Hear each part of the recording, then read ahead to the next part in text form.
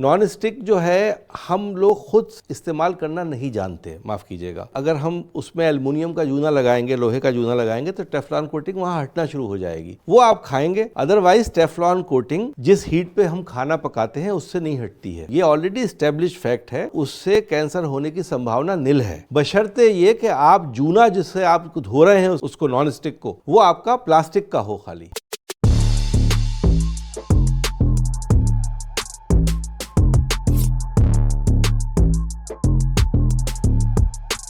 Stress से cancer होने की संभावना ऑलमोस्ट जीरो है। स्ट्रेस होता है सबसे ज़्यादा जेल में कैदियों को, उनसे ज़्यादा तो किसी को स्ट्रेस होता नहीं है, तो उनमें तो कैंसर ज़्यादा पाया नहीं गया।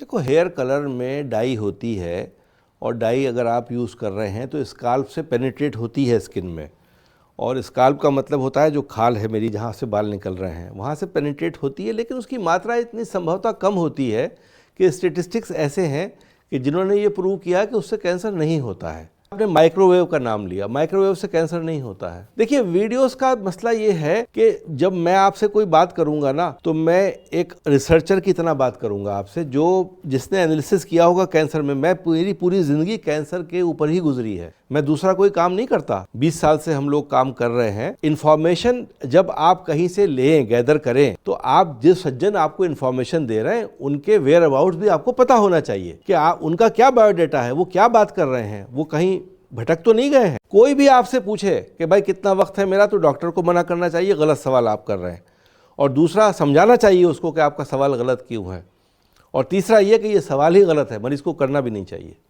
देखिए, मैंने हमेशा इस सवाल का हमेशा जवाब ये दिया, कोई डॉक्टर किसी चीज़ के बारे में नहीं बता सकता। वक्त का कोई अंदाज़ा किसी को नहीं होता है। हम स्टेज 4 कैंसर को ठीक करने की क्षमता रखते हैं। भगवान ने हमें आज इतनी शक्ति दी है कि हम 10 मरीज़ों में 3 मरीज़ों को कैंसर से स्टेज 4 में ठीक कर पाते हैं। ठीक करना, लंबी आयु उनकी, यानी मैं 20 साल से इलाज कर रहा हूँ, मेरे पास 20 साल पुराने मरीज़ भी हैं, 15 साल पुराने मरीज़ भी हैं, और मेरा जो पूल ऑफ पेशेंट्स है, जो मेरे क्लिनिक में मरीज़ आते हैं, वो स्टेज 4 के ही ज़्यादा होते हैं। उन स्टेज 4 पेशेंट्स में अगर हम 3 पेशेंट 10 में ठीक कर पा रहे हैं, 3 तो मैं बहुत कंजर्वेटिव वे में बात कर रहा हूँ आपसे, 4 भी हो सकते हैं। ये आंकड़े एक एक करके अगर बढ़ रहे हैं तो आप समझिए बहुत बड़ा कीर्तिमान हमने स्थापित किया है। तो आखिरी वक्त किसी का नहीं कह सकते आप कि आखिरी वक्त है। मैंने लंग कैंसर में पेशेंट ठीक किए हैं। मेरे पास कल एक बच्ची आई थी जो 3 साल पहले उसको पूरा लिम्फोमा था, पूरी बॉडी का कैंसर था, उसके पूरी सारी नोट्स में कैंसर था बॉडी में, और उसने इम्यूनोथेरेपी ली हम लोगों से, मैंने उसको थोड़ी कीमो भी दी, और वो 3 साल बाद मिलने आई थी। आज उसका वज़न भी बढ़ गया, बच्ची माशाल्लाह बड़ी हो गई, और खाली दिखाने आई थी। ऐसे मरीज़ भी आते हैं, कोई 10 साल बाद आता है। तो हमने कैंसर में ये हिम्मत को छोड़ना, ये गुनाह है बस। देखो, हीलिंग जो है वो स्पिरिचुअल होती है। अगर हमने अपनी चीज़ें अल्लाह पे छोड़ दी कि अल्लाह तुम्हें ठीक करना है, तो हमारी परेशानियां कम हो जाती हैं। पॉजिटिव एटीट्यूड का मतलब ये होता है कि हम किसी एक ऐसी शक्ति को माने कि वो हमारे लिए अच्छा करेगी, अच्छा होने का संभावना है। हमारे मज़हब में ये कहा गया है, नाउमीदी जो है वो कुफ्र है। उर्दू में मैंने बोला है तो मैं समझाता हूँ इसका मतलब क्या है। उम्मीद को छोड़ देना एक गुनाह है, गुनाह के बराबर है। उम्मीद हमेशा जागती रहना चाहिए। ज़िंदगी देने वाला और मौत देने वाला सिर्फ अल्लाह है। बीमार आदमी को अगर हम ये समझाएंगे कि तुम्हारी बीमारी अल्लाह ठीक कर सकता है, किसी स्टेज पे ठीक हो सकते हो, तो उसकी मनोकामना जो है, अंदर से शक्ति जो है वो जागृत रहेगी और उसकी परेशानियां कम होंगी। चूँकि मुझे लास्ट ब्रेथ तक भी मालूम नहीं होता है कि मैं मर जाऊँगा। देखो, मरना क्या है। जब हमने किसी को बेहोशी दी, आज ऑपरेशन थिएटर में मैं लेके गया, या मैं खुद ही गया ऑपरेशन थिएटर में, मैं बिल्कुल होश में था, अब मैं बेहोश कर दिया गया, तो मैं मरा हुआ ही तो हूँ उस वक्त। अगर वो दवा मुझे देते जाए तो मैं उस बेहोशी के आलम में ख़त्म हो जाऊँगा। तो मौत और ज़िंदगी जो है वो बहुत ज़्यादा परेशानी की बात नहीं है। हमें ज़िंदा रहने के लिए ये उम्मीद का सहारा रहना है कि हम ज़िंदा रह सकते हैं, हम ज़िंदा रह कर दिखाएँगे। ये अगर डर अंदर हम पहले बयान अपने अंदर भर लेंगे तो अर्ली स्टेज कैंसर में भी मौत यकीनी हो जाती है।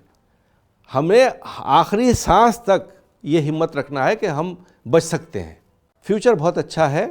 फ्यूचर में हमें बस खाली ये देखना है कि हमें भारत में रह के हम कम पैसों में किस तरीके से इस सारे इलाज जितने भी दुनिया में मौजूद हो रहे हैं उनको अपने नागरिकों को दे सकते हैं। ये चूँकि हमें अपने हिसाब से डेवलप होना है, हमारी और परेशानियां बहुत हैं, हमारे पास खाने की परेशानी है, रहने की परेशानी है, स्कूल्स की प्रॉब्लम है, उसमें एक हेल्थ की प्रॉब्लम भी आ जाए, सुपर इम्पोज कर जाए तो हमारे लिए तकलीफ़ और बढ़ जाएगी।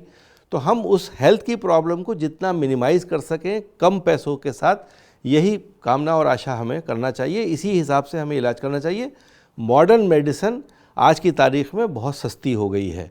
ये समझिए कि जो पैसिव इम्यूनोथेरेपीज़ मार्केट में आती थीं, जिनकी ट्रीटमेंट 3 लाख का होता था पहले, यानी 20 साल पहले जब वो 3 लाख की होती थी, आज वो महीने में 3,000 की मिलती है।